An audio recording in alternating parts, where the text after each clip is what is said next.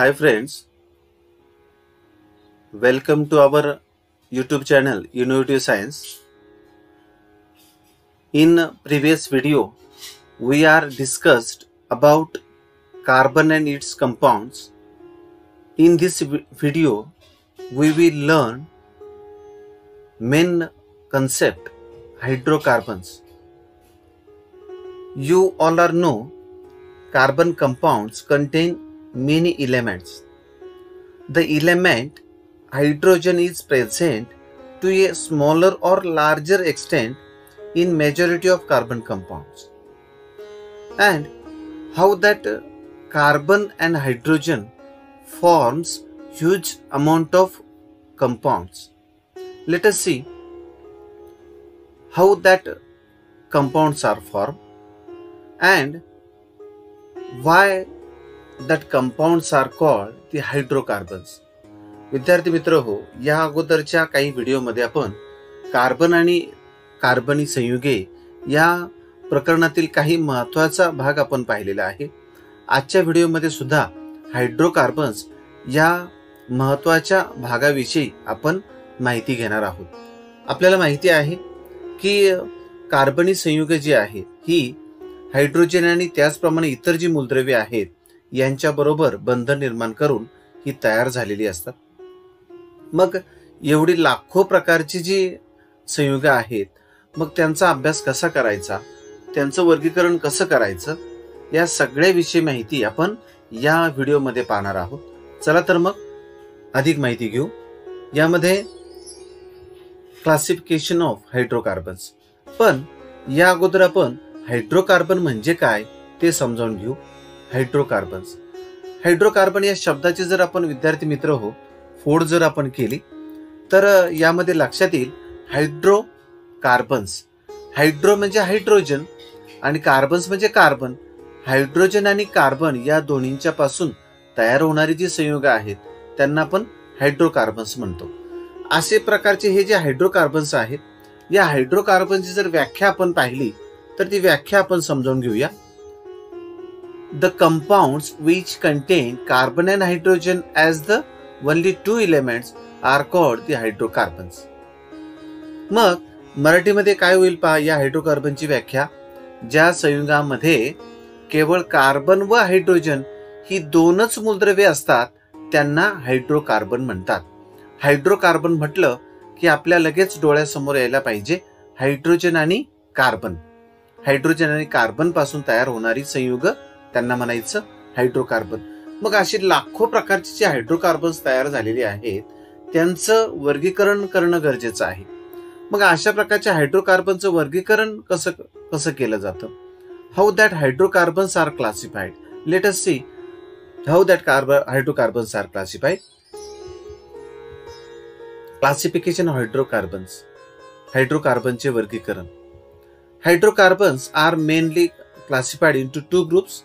In that, first one is the aliphatic hydrocarbons. हायड्रोकार्बनचे मुख्य दोन गटामध्ये वर्गीकरण केलं जातं. त्यातला पहिला आहे ॲलिफॅटिक हायड्रोकार्बन्स. त्यांना आपण गंध नसणारी म्हणजे ज्या संयुगांना वास नाही, कोणत्या प्रकारचा वास नाही, अशा सर्व संयुगांना ॲलिफॅटिक हायड्रोकार्बन्स म्हणतात. दुसरा गट जो आहे तो आहे एरोमॅटिक हायड्रोकार्बन्स. लॅटिन शब्द जो आहे एरोमा. एरोमा म्हणजे गंध म्हणजे वास. ज्या संयुगांना वास आहे अशा सर्व संयुगांना एरोमॅटिक हायड्रोकार्बन्स म्हणतात. गंध असणारी ही सर्व संयुगे आहेत. Aliphatic hydrocarbons are again divided into two groups. In that first one is acyclic hydrocarbons. Aliphatic hydrocarbon जे आहे ते पुन्हा दोन गटामध्ये विभागलेले आहेत. त्यातला पहिला आहे विवृत्त शृंखला हायड्रोकार्बन. विवृत्त शृंखला हायड्रोकार्बन. आणि दुसरा जो आहे तो गट आहे संवृत्त शृंखला हायड्रोकार्बन. मग हा जो विवृत्त शृंखला हायड्रोकार्बन जे आहेत ना ते सर्व ओपन चेन असतात. ओपन चेन म्हणजे उघडी साखळी.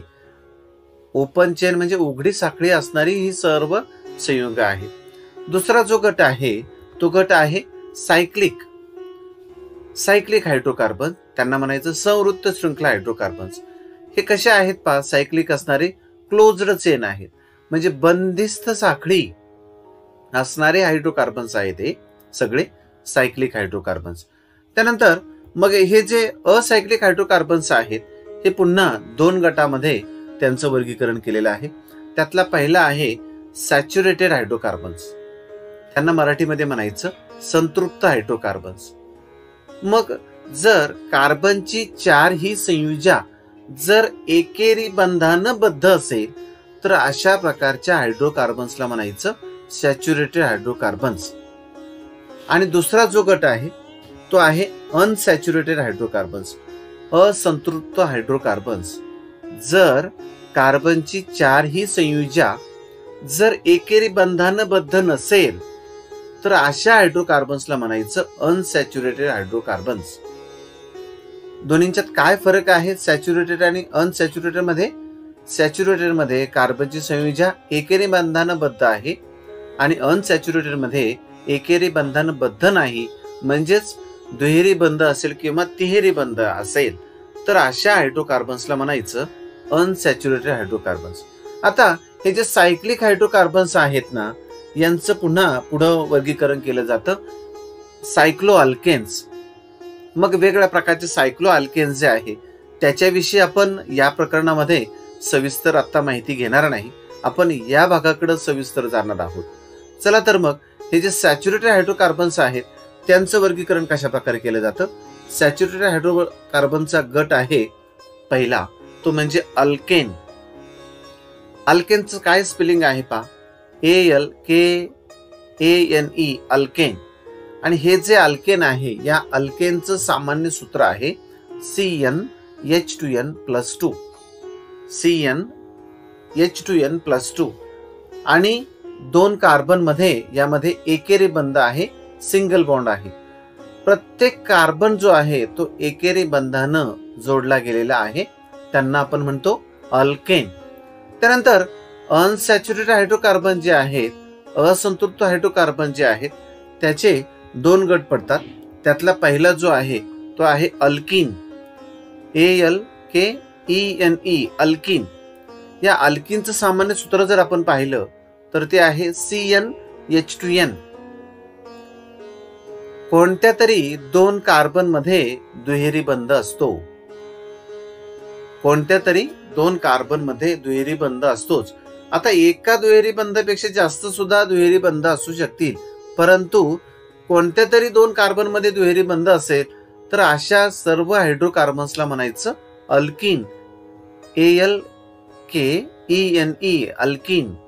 आणि अल्कीनचं सामान्य सूत्र आहे CnH2n आणि त्यामध्ये दुहेरी बंध आहे. त्यानंतर हे जे अनसॅच्युरेटेड हायड्रोकार्बन्स आहेत त्याचा दुसरा जो गट आहे तो म्हणजे आहे अल्काइन, ALKYNE अल्काइन. आणि अल्काइनचं सामान्य सूत्र आहे CnH2n-2, CnH2n-2. आणि यामध्ये कोणत्या तरी 2 कार्बन मध्ये ट्रिपल बॉन्ड असतो, तिहेरी बंध असतो. मग विद्यार्थी मित्र आपण पाहिलंय की जर कार्बनची संयुजा एकेरी बंधानं बद्ध असेल तर आहेत अल्केन, दुहेरी बंधानं बद्ध असेल तर आहे अल्कीन आणि तिहेरी बंधानं बद्ध असेल तर आहे अल्काइन. तिन्हींच्या स्पेलिंग मध्ये काय काय फरक आहे पहा. शेवटचे तिन्ही अक्षर जे आहेत ती आपण पाहू, ANE, ENE, YNE, alkane, alkyne, alkyne. तर अशा प्रकारचं हायड्रोकार्बनचं वर्गीकरण हे केलं जातं. विद्यार्थी मित्र हो, जर आपल्याला परीक्षेमध्ये क्लासिफाय हायड्रोकार्बन्स असा जर प्रश्न विचारला तर आपल्याला क्लासिफिकेशन अशा प्रकारचं आपल्याला देता आलं पाहिजे, हायड्रोकार्बनचं वर्गीकरण देता आलं पाहिजे. चला तर मग आपण या प्रत्येकाची माहिती अगदी सविस्तर घेऊया. सुरुवातीला आहेत अल्केन. त्यानंतर हा जो अल्केन आहे, अल्केनचा जो गट आहे तो अल्केनचा गट या ठिकाणी दिलेला आहे. पहिलं जे संयुग आहे ते आहे मिथेन, दुसरं आहे ethane, propane, butane, pentane, hexane, heptane, octane, nonane, decane. विद्यार्थी मित्र हो, आपण 10वी पर्यंत आपल्याला कमीत कमी हे 10 जी संयुग आहेत क्रमवार येणारी ही आपली तोंडपाठ पाहिजेत पहा. पहिलं methane, ethane, propane, butane, pentane, hexane, heptane, octane, nonane, decane. विद्यार्थी मित्र, मराठीमध्ये यांना आहे तशीच नावं आहेत ती, त्यामुळं आहे तशीच आपल्याला पाठ करावी लागतील. मग पुढचे जे आहेत ना 11 ते 20, तर ही अशा प्रकारचे आहेत पहा.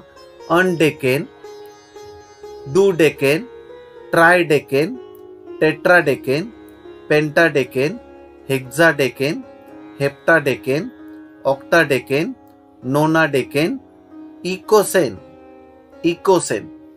तर अशा प्रकारची ही 11 ते 20 पर्यंतची ही वेगवेगळ्या प्रकारची संयुग आहेत. आपण सुरुवातीला ही 10 पर्यंतची संयुग पाठ ठेवली तरी चालतील. पुढच्या वर्गांना मात्र ही पुढची संयुग सुद्धा क्रमवार ही पाठ पाहिजेत. तर विद्यार्थी मित्र हो, अशा प्रकारचा हे जे अल्केन आहेत त्यांचं सामान्य सूत्र काय आहे ते आपण पाहूया. अल्केनचं सामान्य सूत्र CnH2n+2. आता n हे काय दाखवतो?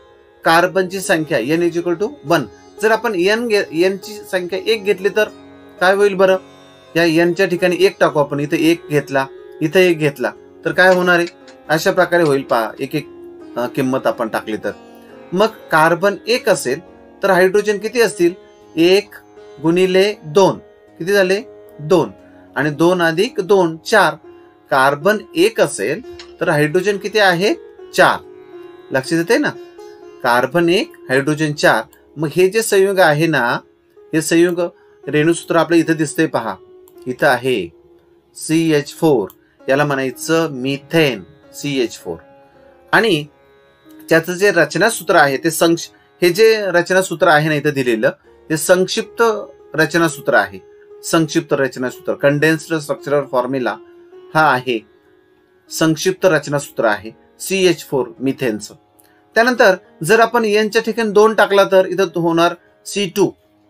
मग इथं 2 घेतल्यानंतर 2 × 2 4, 4 + 2 6, C2H6. इथं पहा C2H6 आहे इथेन आणि त्याचं कंडेन्स स्ट्रक्चर फॉर्म्युला आहे CH3.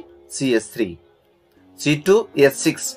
पुढं प्रोपेन C3H8. जर कार्बनची संख्या इथं 3 असेल तर हायड्रोजनची संख्या असेल 8. CH3, CH2, CH3. विद्यार्थी मित्र, इथं काय फरक दिसतोय बरं तुम्हाला? यामध्ये CH3 आहे आणि इथं काय फरक दिसतोय आपल्याला? CH3 दोन्ही बाजूला आहे. इथं फक्त काय वाढला आहे? एक CH2 वाढला आहे. आता पुढे जाऊ. Butane C4H10.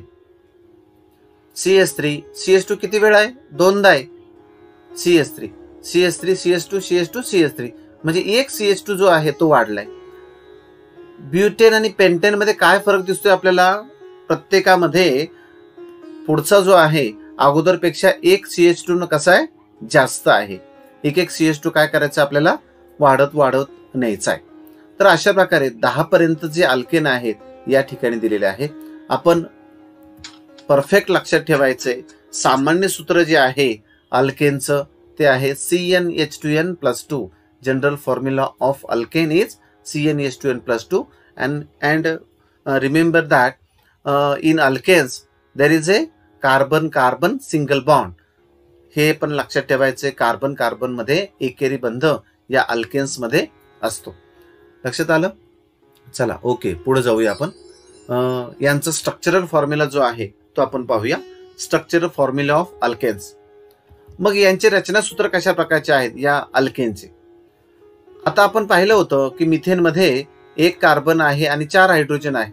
मग मध्यभागी अशा प्रकारचा हा कार्बन दिसतोय तुम्हाला आणि 4 हायड्रोजन जे आहे ते अशा प्रकारचे हे जोडले आहेत पहा. टेट्राव्हॅलंट आहे ना हा कार्बन, तर अशा प्रकारचे 4 हायड्रोजन अशा प्रकारे हे जोडले जातील. इथेन मध्ये कार्बन 2 आणि हायड्रोजन किती आहे? 6. तर हे अशा प्रकारचे 6 हायड्रोजन या 2 कार्बनला जोडले जातील. प्रोपेन मध्ये 3 कार्बन आणि 8 हायड्रोजन असणार आहेत. ते 8 हायड्रोजन असे जोडलेले असतील पहा. इथं या अगोदर मी म्हटलं होतं पहा, इथेन मध्ये आणि प्रोपेन मध्ये काय फरक दिसतोय तुम्हाला? फक्त एक CH2 जो आहे तो एक CH2 फक्त इथं वाढत गेलेला आहे. म्हणजे इथेन पेक्षा एक CH2 इथं वाढलाय. मिथेन पेक्षा एक CH2 या इथेन मध्ये वाढलेला आहे. पुढे जाऊया आपण ब्युटेनमध्ये. ब्युटेनमध्ये 4 कार्बन आहेत आणि 10 हायड्रोजन आहेत. 10 हायड्रोजन अशा प्रकारे जोडलेत. मग या प्रोपेनपेक्षा फक्त एक CH2 काय झालेला आहे, एक CH2 फक्त वाढलेला आहे, तो आहे ब्युटेन. पेंटेनमध्ये एक CH2 वाढला. एक CH2 वाढल्यानंतर तयार झाला पेंटेन. इथं पुढं एक फक्त CH2 वाढत जायचं आहे. किती सोपं आहे की नाही. एक एक एक CH2 फक्त वाढवत गेला की पुढचं रचनासूत्र तुम्हाला मिळतंय हेक्झेन. हेक्झेन मध्ये एक CH2 वाढवा फक्त, पुढं हायड्रोजन बाजूला करायचा आणि एक CH2 वाढवायचा आणि पुढे हायड्रोजन पुन्हा जोडायचा, तयार झाला हेप्टेन. पुन्हा या हेप्टेन मध्येच इथे एक CH2 वाढवा, तयार झाला ऑक्टेन. आणि आणखी एक CH2 जोडा, तयार झाला नोनेन. आणखी एक पुढे CH2 जोडा, तयार झाला डेकेन. विद्यार्थी मित्र हो, अशा प्रकारची रचनासूत्र तुम्हाला सहज काढता येतील. वहीमध्ये ही सर्व रचनासूत्र काढा आणि या रचनासूत्रांचा सराव करा. परीक्षेमध्ये ही रचनासूत्र ही विचारली जातात. त्यामुळं त्या दृष्टीनं रचनासूत्र प्रत्येकानं काढण्याचा प्रयत्न करा. आपण पुढे जाऊया. पुढचा जो गट आहे तो आहे अल्किन. ALKENE alkene. अल्किनची श्रेणी आहे ती आपण पाहूया. आता पहा, अल्किनची सुरुवात कुठपासून होते, ती होते इथिन पासून सुरुवात होते. पहा इथिन. आता इथिन पासून का सुरुवात झाली, मिथिन का नाही तयार झाला. आता पहा, आपण पाहिलं होतं की अनसॅच्युरेटेड हायड्रोकार्बन आहे, हा असंतृप्त हायड्रोकार्बन आहे अल्किन. म्हणजे इथं कोणत्या तरी 2 कार्बन मध्ये दुहेरी बंध पाहिजे. कार्बन आणि हायड्रोजन मध्ये दुहेरी बंध होऊ शकत नाही, कारण हायड्रोजनची संयुजा आहे 1 आणि कार्बनची आहे 4. मग हायड्रोजन संयुजा जर 1 आहे, व्हॅलन्सी 1 आहे, तर तो दुहेरी बंध तयार करेल का, नाही करणार. म्हणजे त्याला कमीत कमी दुहेरी बंध निर्माण होण्यासाठी 2 कार्बनची आवश्यकता आहेच. म्हणून मिथिन हे संयुग या विश्वामध्ये अस्तित्वात नाही. लक्षात घ्या. हॅलो विद्यार्थी मित्र हो, मिथिन नाही. सुरुवातच अल्किनची कुठून होते, या इथिन पासून होते. आणि म्हणून कार्बन 2 हायड्रोजन 4. सामान्य सूत्र काय आहे ते आपण पाहिलं होतं. CnH2n हे सामान्य सूत्र आहे अल्किनचं. n बरोबर 2. आता C2 झाला. जर C2 झाला तर इथं आपण 2 टाकले, n ची दुप्पट होईल फक्त. कार्बनच्या दुप्पट हायड्रोजन. इथं जर कार्बन 2 असतील तर हायड्रोजन त्याच्या दुप्पट 4. इथं पहा C2H4 आहे इथिन. त्यानंतर प्रोपीन कसा असणार आहे, कार्बनची संख्या किती बोला, कार्बनची संख्या सांगा. कार्बन संख्या C3, त्याच्या दुप्पट hydrogen C3H6 propene. C3H6 propene. रचनासूत्र जी आहेत विद्यार्थी मित्र हो, रचनासूत्र आपण यानंतर पाहणारच आहोत, परंतु अगोदर त्यांची रेणूसूत्र जी आहेत ना, ती रेणूसूत्र समजावून घ्या. आणि कार्बनची संख्या किती आणि हायड्रोजनची संख्या किती ती कशी काढायची इथं दिलेलं आहे. पहा, हायड्रोजन तुम्ही हे सामान्य सूत्र वापरायचं आणि कार्बनची संख्या आणि हायड्रोजन संख्या ही ठरवायची आहे. त्यानंतर कार्बन जर 4 असतील तर इथं कार्बन एनच्या ठिकाणी 4 टाकले, C4. इथं 4 टाकले, काय होणार आहे, C4 4 गुणिले 2 8. कार्बन 4 हायड्रोजन 8, C4H10 तयार झाला ब्युटीन. इथं ब्यूट 1 का म्हटलेलं आहे ते IUPAC नॉमेनक्लेचर जे आहे, IUPAC नामकरण पद्धती आपण नंतरच्या व्हिडिओमध्ये अभ्यासणार आहोत. त्यानुसार इथं नाव दिलं गेलेलं आहे ब्यूट 1 पण त्याला ब्युटीन तुम्ही म्हणू शकता, BUTENE ब्युटीन. हे आहे ब्युटीन. जर कार्बन 4 असतील आणि हायड्रोजन 8 असतील तर ते असेल ब्युटीन. त्यानंतर पुढचे पाहूया बरं आपण. जर कार्बन 5 असतील तर हायड्रोजन असतील 10, ते तयार होईल पेंटीन. तयार होणारे पेंटीन. अशा प्रकारे पेंटीन, हेक्झिन, हेप्टीन, ऑक्टीन, नोनिन आणि डेकिन अशा प्रकारचे 9 जे अल्केन आहेत ना, हे 9 अल्केन त्यांची रेणूसूत्र ही आहेत. मॉलिक्युलर फॉर्म्युला म्हणजे रेणूसूत्र, त्यांचे रेणूसूत्र तुम्हाला या सामान्य सूत्रानं काढता येईल. हे जे सामान्य सूत्र आहे CnH2n, त्याने तुम्ही काय करायचे, रेणूसूत्र प्रत्येकाचं तुम्हाला काढता येईल. आणि क्रम तो तुम्ही लक्षात ठेवलेलाच आहे की 1 असेल तर मिथेन आहे, 2 असेल तर इथेन आहे. अल्केनचा तुम्हाला क्रम माहिती आहे. तोच क्रम फक्त इथं अल्किनची सुरुवात इथिन पासून होते, म्हणून आपण हे जे 9 जे आहेत ना अल्किन्स हे अशा प्रकारे तुम्हाला दाखवता येईल. त्यानंतर आपण यांचं रचना सूत्र पाहू बरं. याच्यासाठी तुम्ही जनरल फॉर्म्युला जो आहे तो लक्षात ठेवणारच आहात आणि कार्बन कार्बन मध्ये दुहेरी बंध असतो हेही आपण पाहिले. रचना सूत्र पाहूया बरं. रचना सूत्र कशा प्रकारचे आहेत. इथिन जर पाहिलं तर या इथिन मध्ये काय दिसते आपल्याला, कार्बन आणि कार्बन मध्ये इथे दुहेरी बंध दिसतोय, म्हणून हा अल्किन आहे. Carbon 2 hydrogen 4. प्रोपीन मध्ये 2 कार्बन मध्ये इथं दुहेरी बंध दिसतोय, म्हणून हा प्रोपीन आहे. राहिलेले हायड्रोजन अशा प्रकारे जोडले गेलेले. या प्रोपीन मध्ये आणि या इथिन मध्ये काय फरक दिसतोय तुम्हाला. इकडचा हा जो हायड्रोजन आहे ना हा थोडा वेळ बाजूला केला आणि त्याला काय जोडलाय, हा CH2 जोडलाय आणि पुन्हा हा हायड्रोजन पुन्हा इथं देऊन टाकला. फक्त एक CH2 वाढलाय पहा विद्यार्थी मित्र इथिन आणि प्रोपीन मध्ये. मग रचना सूत्र जे आहे हे लक्षात घ्या. इथं एक CH2 वाढला, तयार झाला प्रोपीन. आणखी एक CH2 वाढला, तयार झाला ब्युटीन. एक CH2 असा वाढवत जायचा आहे, तयार होईल ब्युटीन. पुढं एक CH2 वाढला, पेंटीन. प्रत्येक ठिकाणी लक्षात घ्या अल्किन आहे म्हणजे दुहेरी बंध आहेच, तरच तो अल्किन होईल. आणि एक अत्यंत महत्वाची गोष्ट मी सांगतोय पहा विद्यार्थी मित्र, लक्षात घ्या. प्रत्येक ठिकाणी अशा प्रकारचं रचना सूत्र काढताना बरेच विद्यार्थी चुकतात. बरेच विद्यार्थी चुकतात. कुठं चुकतात लक्षात घ्या. कार्बनची संयुजा 4 झाली पाहिजे. इथं एकेरी बंध, इथे एकेरी बंध, इथे दुहेरी बंध, म्हणजे 4 संयुजा पूर्ण झाली. इथं पहा, इथं 2 3 4 संयुजा पूर्ण झाली.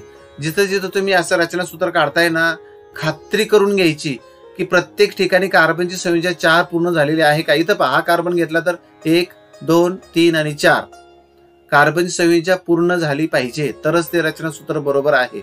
अन्यथा ते रचना सूत्र तुमचं चुकेल. पुढची आपण पाहूया बरं काही आणखी. C4H8 ब्युटीन जो आहे, हा ब्युटीन, त्याचे कोणते कोणते आयसोमर्स असतील पहा. ब्युटीनची रचना कशी कशी आपण करू शकतो. इथं पहा, ब्युटीन इथं या अगोदर इथं पाहिले आपण, इथं दुहेरी बंध आहे. आता हाच दुहेरी बंध पुढे गेला तर दुसऱ्या आणि तिसऱ्या या दोन्हींच्या मध्ये जर हा दुहेरी बंध गेला तर 2 नंबरचा जो कार्बन आहे तो अगोदर 2 नंबरच्या कार्बन पासून दुहेरी बंध आहे ना, म्हणून त्याला म्हणायचं ब्यूट टू इन. आता तुमच्या थोडंसं मला वाटतं लक्षात आलं असेल, अगोदर आपण ब्युटीन मध्ये म्हटलं होतं की पहिल्याच कार्बनला दुहेरी बंध आहे, पण दुसऱ्या कार्बनला असेल तर नाव बदलतंय. ब्यूट टू इन म्हणजे कोणत्या कार्बनला दुहेरी बंध आहे त्यानुसार नाव बदलेल. आता हाच दुहेरी बंध आहे तिथंच आहे किंवा इथं पहिल्या कार्बनशी आहे, परंतु एक मिथिल गट जो आहे, हा मिथिल गट जर का या 2 नंबरच्या कार्बनला जोडला असेल तर नाव बदलेल पहा, 2 मिथिल प्रोपीन. आता हा जो CH3 गट आहे, CH3, याला म्हणायचं मिथिल. शब्द उच्चार लक्षात घ्या. मिथिल, METHYL, मिथिल गट आहे हा CH3 मिथिल. कुठं जोडलाय हा मिथिल? 2 नंबरच्या कार्बनला जोडलाय. CH3 गट कुठं जोडलाय? 2 नंबरच्या कार्बनला जोडलाय, म्हणून 2 मिथिल. काय आहे पुढं? प्रोपीन. का प्रोपीन म्हणायचं? 1 2 3 3 कार्बन अशी एका चेन मध्ये आहेत, एक लांब साखळीमध्ये आहेत, म्हणून तयार झालं प्रोपीन. आणि दुहेरी बंध आहे इथं, म्हणून आहे अल्किनचा, म्हणून आहे ENE. रचना सूत्र लक्षात आलं का? याला आपण आयसोमर का म्हणतोय? आयसोमर मध्ये आपण मागच्या व्हिडिओमध्ये पाहिलंय, आयसोमर मध्ये काय असतं? रचना सूत्र वेगळं मात्र रेणुसूत्र सारखं असं असेल तर त्याला म्हणतो आपण आयसोमर्स, त्याला म्हणतो आपण समघटक. मग या तिन्ही रचनांच्या मध्ये आपल्याला समघटकता दिसून येते. त्यानंतरच पुढचं पाहूया आपण. हा पेंटीन जो आहे C5H10, तो कोणत्या कोणत्या प्रकारचे आयसोमर्स दाखवेल पहा, ते आपण पाहूया. आता इथं पहा पेंटीन, इथं 2 पहिल्या कार्बन कार्बन मध्ये दुहेरी बंध आहे तर आहे हा पेंटीन. त्यानंतर जर का 2 नंबरच्या आणि 3 नंबरच्या कार्बन मध्ये दुहेरी बंध असेल तर पेंट टू इन. ठीक आहे नाही.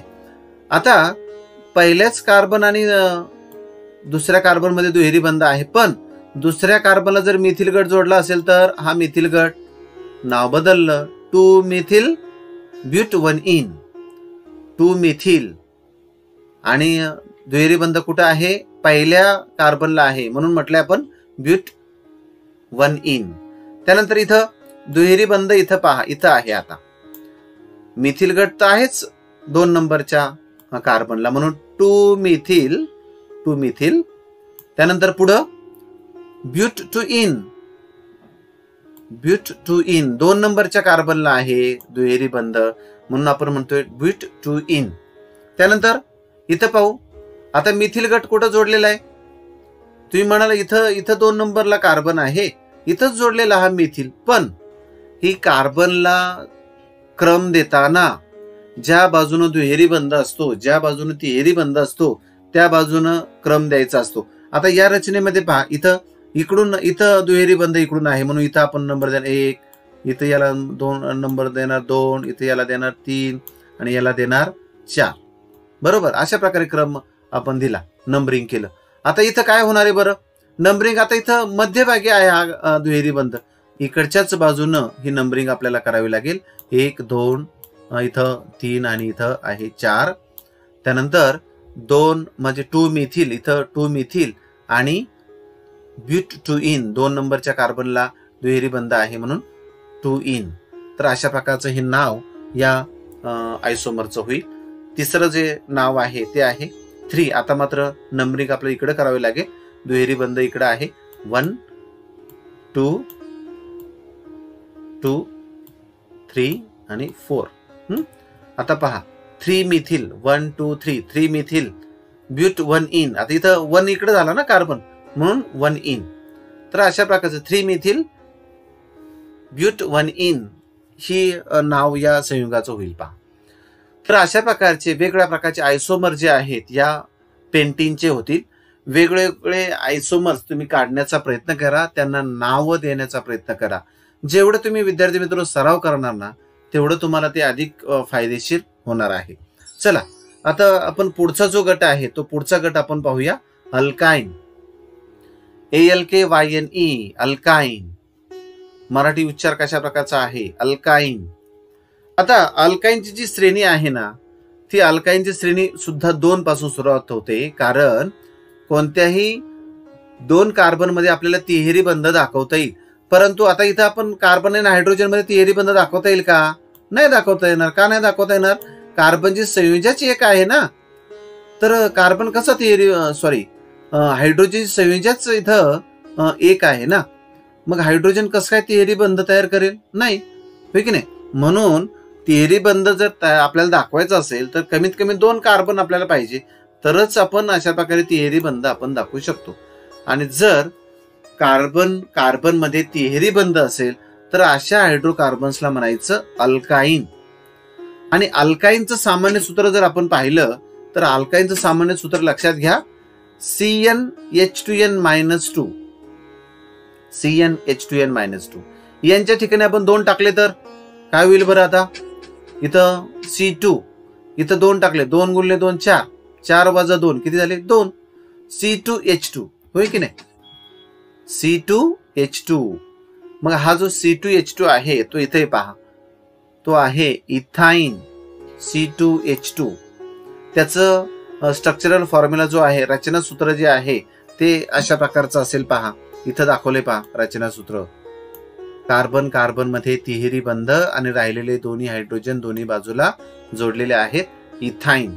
त्यानंतर पुढचा प्रोपाइन. प्रोपाइन कसा आहे पहा, कार्बन कार्बन मध्ये तिहेरी बंध इथं दाखवलाय आणि राहिलेले हायड्रोजन राहिलेले कार्बन जे आहेत या कार्बनला जोडून दिले, तर तयार होणारे C3H4 प्रोपाइन. यामध्ये काय फरक आहे बरं? आता पुन्हा पाहू आपण. इथं या इथाइन आणि प्रोपाइन मध्ये काय फरक आहे? एक फक्त CH2 वाढलाय पहा. फक्त किती सोपं आहे पहा.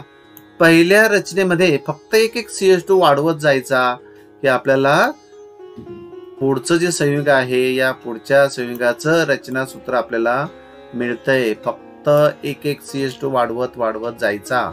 इथाईन, प्रोपाईन, ब्युटाईन, पेंटाईन, हेक्साईन, हेप्टाईन, ऑक्टाईन, नोनाईन, डेकाईन अशा प्रकारचे तुम्हाला रचना ही काढता येईल. विद्यार्थी मित्रो लक्षात घ्या, इथं अल्केन मध्ये आहे ANE, अल्किन मध्ये आहे ENE आणि या अल्काईन मध्ये आहे YNE. आणि या अल्काईनचा जो सामान्य सूत्र आहे, अल्काईनचं जे सामान्य सूत्र आहे ते लक्षात ठेवा. General formula of अल्काईन is CnH2n-2. CnH2n-2 आपण लक्षात ठेवायचंय पहा. आणि त्यानुसार आपल्याला सामान्य सूत्र जर का लक्षात राहिलं तर मात्र काही अडचण येणार नाही. कोणतंही संयुग तुम्हाला सांगितलं तर त्याचं रेणुसूत्र काढता येईल आणि रेणुसूत्र काढता आलं की तुम्हाला त्याचं रचनासूत्र सहज काढता येणार आहे. चला तर मग या काही गोष्टी ज्या आहेत या संदर्भातल्या आपण लक्षात ठेवूया. कोणत्या कोणत्या गोष्टी लक्षात ठेवायच्यात ते आपण पाहूया. आता पहिला आपण पाहिला होता कोणता? अल्केन. मग अल्केन जो आहे, अल्केन मध्ये शब्द अल्केनचा ALKANE, अल्केन. त्यानंतर दुसरा आपण पाहिला अल्किन, ALKENE. तिसरा आपण पाहिला अल्काईन, ALKYNE. ALK सगळ्यांकडे आहे, बरोबर आहे का? ALK जो आहे तो सगळ्यांकडे तिन्ही ठिकाणी आहे. फरक कशामध्ये आहे? फक्त ANE, ENE, YNE. आणि म्हणून विद्यार्थी मित्रो काही गोष्टी सामान्य सूत्र आणि त्यांच्यामध्ये असणारा जो फरक जो आहे तो व्यवस्थित समजावून घ्या, लक्षात ठेवा. अल्केन्सचं सामान्य सूत्र CnH2n+2. त्याचा शेवट जो आहे, शेवटची 3 जी अक्षरे आहेत ती आहेत ANE. अल्किनचं सामान्य सूत्र आहे CnH2n. शेवटची 3 अक्षरे जी आहेत ती आहेत ENE. अल्काईनचं सामान्य सूत्र आहे CnH2n-2 आणि शेवटची 3 अक्षरे आहेत YNE. Alkane ANE, alkene ENE, अल्काईन YNE. पुन्हा पुन्हा पुन्हा पुन्हा विद्यार्थी मित्र हो हे मी बोलत आलेलो आहे. कारण तुमचं या ज्या गोष्टी आहेत ना या गोष्टी तुमच्या पाठ व्हायला पाहिजेत. ANE, ENE, YNE, alkenes, alkynes. तर विद्यार्थी मित्र हो या व्हिडिओमध्ये खूप महत्वाची माहिती आपण पाहिली. हायड्रोकार्बनचं वर्गीकरण कशा प्रकारे केलं जातं त्याविषयी आपण माहिती पाहिलेली आहे. आणि यानंतरच्या व्हिडिओमध्ये क्रियात्मक गट कसा, IUPAC नामकरण पद्धती कशी, समजात श्रेणी म्हणजे काय याविषयी खूप महत्वाची माहिती आणखी सुद्धा आपण पुढच्या व्हिडिओमध्ये पाहणार आहोत. आवडतोय ना व्हिडिओ?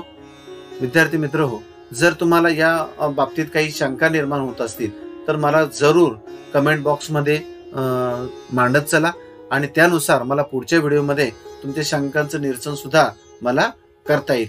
तर विद्यार्थी मित्र हो आपण या व्हिडिओमध्ये आज इथंच थांबूया. पुढच्या भागामध्ये पुढच्या भागाची माहिती घेऊया, पुढच्या काही महत्वाच्या घटकांच्या विषयी माहिती घेऊया. आजचा हा व्हिडिओ तुम्ही पाहिल्याबद्दल धन्यवाद. Thanks for watching.